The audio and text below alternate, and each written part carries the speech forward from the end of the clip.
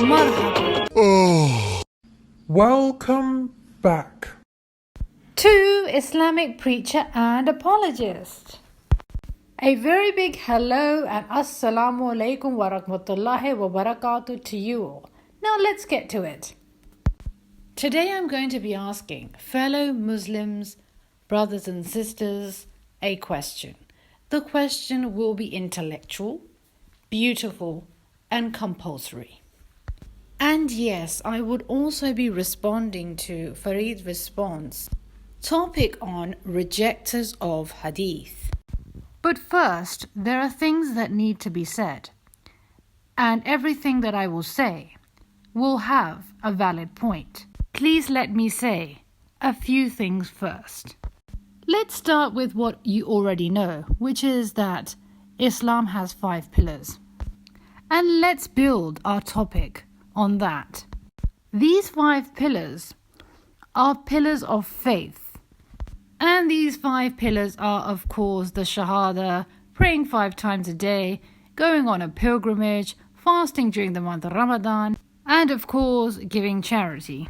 Allah has designed these 5 pillars of Islam in such a beautiful way that you can't forget any of them. To perform salah, the azan happens. Ramadan completes 2 pillars. One is fasting and the other is zakat. And in the next Eid, you actually perform Hajj and you also distribute meat amongst the poor and family members, which falls into the category of sadaqah. So basically, you cannot forget any pillar of Islam. When Allah judges someone's haqidah, someone's faith, then it's based on these 5 pillars mainly. You must be thinking, why am I talking about the 5 pillars of Islam? Because I'm going to talk about how people have judged me and how people have judged others. First, I will talk about my experience being a 10-year-old. I remember back when I was 10 years old, somewhere around that time, we went to Pakistan, we paid a visit to Pakistan, and somebody invited us on the same day as a milad. When we arrived to this person's house, the milad was actually happening in a separate room. I said to my mother, I want to sit with these women and know what's happening. She said to me, my daughter, you don't have a headscarf. And so she arranged a headscarf for me. She gave it to me. And I covered my head and sat with these other women. The lady that was actually doing the milad, offering the Islamic speech, started to attack me. Started saying things about my parents. These people from the UK, they don't teach their daughter how to dress. They go to the UK for money and so on and so forth. Now, the fact of the matter is that all Muslims are not the same. If you ask me how would I have spoken to this girl, I would have said, welcome to Pakistan, how are you finding it here? And what did you think about my milad? Do you have any questions, sweetie? That's what I would have said to her. Not all Muslims are the same. The fact of the matter is, this was not a religious problem. It was rather a regional issue. I have noticed that people, not everyone of course, that majority of the people living in the Eastern and the Middle Eastern part of the world are very judgmental. And this isn't related to religion, but other factors too. And watch this. Being a single 20-something in Pakistan is a lot like being in the hospital. Everyone keeps asking you when you're going to get out, or else when you're going to get married. And there is someone who actually absolutely agrees with her. Divided by borders, united by mentality. That's India and Pakistan for you. India is by no means a Muslim country. And I said to you before, it's a regional problem. And whatever I'm saying to you as a witness, as someone who has actually lived in the West, the East, and the Middle East. And now I will give more witnessed examples. In every country of the world, there's always a nation which is famous or popular for doing all the hard labor. For example, in America, it's the Mexicans. And in Pakistan, it's usually the Pashtuns. And in countries like, for example, in the Middle East, It's usually the Indian and Pakistanis which actually do the hard labor. I was in the airport with my family once, standing in the foreign passport queue to have my passport stamped. There was a person that pointed to me and said, our family, and said, Indian and Pakistani over there. My father said, that can't Indians or Pakistanis have a foreign passport? The person had no answer and walked away. And then there are people that judge you for being a woman. Aren't the orthodoxies of all religions inherently misogynistic? I come from a country that has among the largest Muslim populations in the world. Muslim women in India are fighting for the right to enter mosques the same way as men. But guess what? So are Hindu women. Menstruating women of a certain age are not allowed into temples. Closer home here in the United States of America, it's certainly Christianity that informs the debate on abortion. To me, coming from a so-called third world country, I find it shocking that the eastern part of the world is very judgmental. It judges you based on your gender, it judges you based on the fact that you're unmarried. And I'm not attacking Islam because here is a Muslim victim. अस्सलाम वालेकुम, मैं झांसी ज़िले बरुआ सागर से बोल रही हूँ। हमारे बरुआ सागर में आज से 3 दिन पहले से इतनी लड़ाइयाँ हो रही हैं। For the past 3 days in India, a lot of fighting is happening. Hindu मुसलमान के बीच, और मैं मुसलमान, हम लोगों मुसलमानों को सब लोग मार रहे हैं। मेरे भाई को बहुत मारा सब लोगों ने। The fight is between Hindu and Muslim, and they beat my brother terribly. और यहाँ पर बहू बेटियों को परेशान कर रहे हैं। प्लीज ये मैसेज हमारे सारे मुसलमान भाइयों को भेजिए जिससे हमारी मदद हो सके। पुलिस प्रशासन कुछ नहीं कर रही है। They're troubling daughters and daughter-in-laws. Please send our message to other brothers and sisters. The police is not helping us. They're supporting the Hindus rather. वो हिंदुओं को साथ दे रही है। So basically, people are very judgmental, starting from how you dress, whether you're single, whether you are a woman, whether you have a slight different belief. So people start to judge. So basically, it starts off first as a judgment. Then it moves on to a decision to either like or dislike someone. Third step, to belittle someone. And this example of this Muslimah is the worst scenario. Do you know why this is such? It's because this part of the world has only one way of looking at things. One way of looking at Muslims, one way at looking at people's marital status, one way of looking at people's general differences. And the same goes to when it comes to analyzing Hadith. There's only one way, chain of narrators. Westerners and Western scholars have a 360 view of things. I am not a supporter of Mufti Abu Layth, and neither do I watch his Monday Nights with Mufti videos. And as a comparison, I would rather watch this brother's channel, because this brother has made some major mistakes. He crossed his limits when it comes to freedom of speech. Although I do respect the fact that he has freedom of speech, but he crossed his limits when it comes to that. He made major mistakes such as calling everything permissible. He actually doesn't believe in heaven and hellfire. He doesn't believe in the supernatural such as the evil eye, black magic and jinns. And when he rejects something, he mostly does not even give a reason other than his own opinion. Only once in his entire lifetime, according to what I've noticed, did he ever give a valid reason behind rejecting a hadith, and I would say that was the age of Aisha. And the same could be with Shabir Ali. It could be that he is with Mufti Abu Layth in only one decision. The Eastern world even today has a tendency to judge someone only based on one decision. Here on this video, this girl says that she's happy to be single, and why do people judge me just on her marital status? And similarly, likewise, I only agree with Mufti on only one decision, but that shouldn't mean that I should be judged entirely. And the same goes with Shabir Ali. If Shabir Ali gives his reasons, valid reasons, on why he agrees or disagrees with someone, then we shouldn't just base the entire haqidah of that individual. I already said in the earliest part of this video that Allah has already sketched lines and methodology behind measuring someone's aqidah. And these are the 5 pillars of Islam.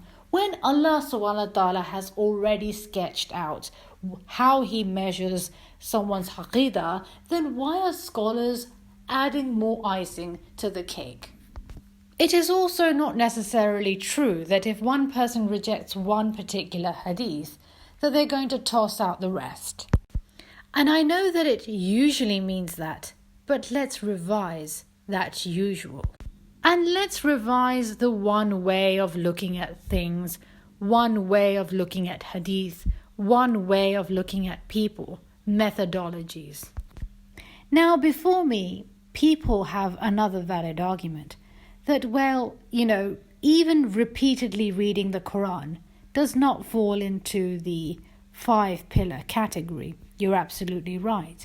Because Allah's methodology behind measuring someone's faith is based on practice, not on books and not on literature. Practice and only practice. When Allah gave man a free will, He also gave man the right for an opinion. I was thinking to myself one day that if our beloved Prophet made a comeback, which country would he want to come back to? Which country would he say, I want to come to this world, but I would like to come to this country? And I said to myself one thing, that our beloved Prophet was the perfect public speaking individual. So he would certainly come to a country where freedom of speech is. And if you're an Islamophobe who's actually watching this video, the same question applies to you, that an individual who used to love public speaking and give lectures to people, would he want to come to a country where you cannot express your own opinion, where freedom of speech is not exercised? And Muslims, I have a question for you, a very deep one and a very crucial one. What is your opinion about Prophet Muhammad sallallahu alaihi wasallam? And I'm only giving you 2 options. Option A is the following. Brought up in the harsh desert climate of Arabia, transformed a backward society into a great civilization. Option 2. As an individual who lived in the 7th century, the world was already in reverse gear, so he speeded up. For example, the age of Aisha. Now, we all know that it was the cultural norm to marry young. But how young? 11 or 12 if you look into history. So do you think that the world was already in reverse gear and he said, well, the world is already in reverse gear, I would just press the escalator and marry someone half the average age of even those people that lived in that time? You've got only 2 options. You don't have 3, 4 or 5 or 6, only 2 options. Either he converted a backward society to a modern civilization, or that he pressed the escalator, speeded up the car in the reverse gear. But have only one opinion. I do not go against the idea of having multiple ways of thinking. I don't go against that. But I believe that opinion should be one. Perhaps if they knew how you stood against those who buried their daughters alive, and how you taught us that the best of mankind were those who were best to their wives. Brothers and sisters in Islam, we're living near the end of times, and one of the signs of near the end of times is that people will not know who to listen to and who to not. Middle Eastern scholars generally have much more knowledge and better understanding of Islam, but when it comes to the beloved Prophet, they differ, dependent on their region, from the region they came from. Having said that, the Western scholars that actually have less knowledge of Islam may still make a more accurate statement in regards to the beloved Prophet. So my advice is, do your own research too. It is a Muslim's duty to research about Prophet Muhammad sallallahu alaihi wasallam and give others the reasons to why they have made this choice. So Muslims, I advise you to have an opinion about Prophet Muhammad sallallahu alaihi wasallam, develop an opinion, and fix it there. You see, the Christians, they believe that Jesus had a dual personality disorder. Someone who preached the gospel and then suddenly decided to jump on a cross and die for everyone's sins. As if the prophets that came before him were a very big jariyah. And a jariyah actually means a mindless person. I don't want you to be thinking the same way as the Christians. I don't want you to be thinking that our beloved prophet was a forward-thinking individual who made backward decisions. That is contradictory. You have to have one strong opinion about our beloved prophet, and it has to fix there. You can't make a claim that you are afraid of heights and then suddenly do a bungee jump from Burj Khalifa. It doesn't work, does it? So what is my final opinion on Western scholars and Eastern scholars? See, let's start with Western scholars, and this is going to be a very fair conclusion, that Western scholars have a multiple way of looking into Hadith.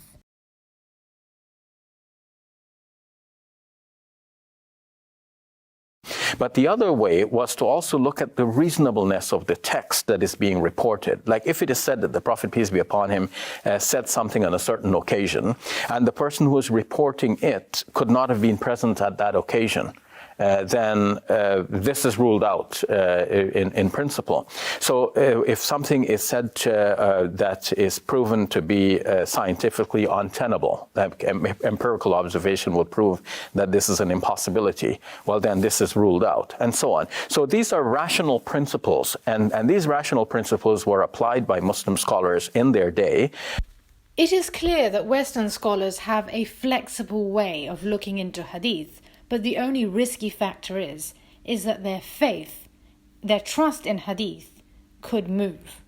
And Eastern scholars who have a one way of looking into Hadith or one way of looking into people, generally people, whether it's a woman, whether it's an unmarried woman, whether it's a person who's in the airport, their Aqidah is not risky of any movement.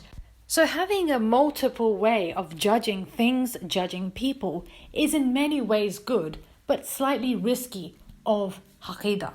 If you take this attribute to the extreme level, you'll turn into Mufti Abu Layth. You just have to draw a line in which you can fit into this world and the hereafter.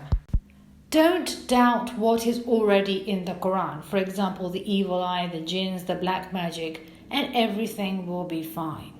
So whatever it is that you accept, whatever it is that you reject, try to fit in to both worlds. Do not move your pillars and everything will be fine. Jazakallah khair for watching. Take care and goodbye.